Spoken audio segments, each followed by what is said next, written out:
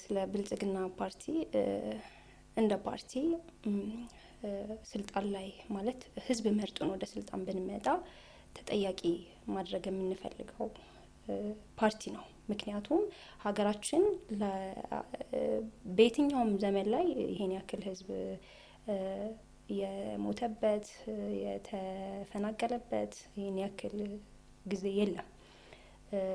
አሁን ከምናየው የሀገራችን ሁኔታ አንፃር የህግ የበላይነት የሌለበት ፍርድ ቤት ነጻ ብሎ የለቀቀውን ፖሊስ አይሆንም ብሎ የሚይዝበት ፈላጭ ቆራጩ የበዛበት ሳምፕል የሚባል ህገ መንግስት ተቀምጦ ኢቨን እሱንም እንኳን መተግበር ያቃታቸው ዘንድ ደግሞ ሀገራችን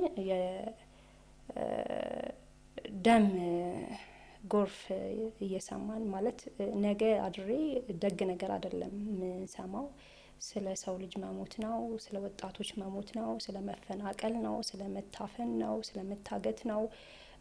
ጀስት ከብዶናል። አሁን ኢቭን ከኑሮውም ውጪ ጆሮአችን መልካም ነገር መስማት የናፈቀበት ጊዜ ላይ ነው ያለ ነው። አሁን በዚህ ሁኔታ ላይ ያለን መንግስት ጆይን አድርገን አብረን እንሰራለን ማለት መቼም አብረሽ የምትሰሪው ለእድገት ለልማት ሲሆን ነው አይደለም። ምንም ለውጥ ከሌለው ደግሞ እንዴት ነው ጆይን አድርገሽ አብረሽ ልትሰሩ የምትችይው? ከዛ አንፃር ነው።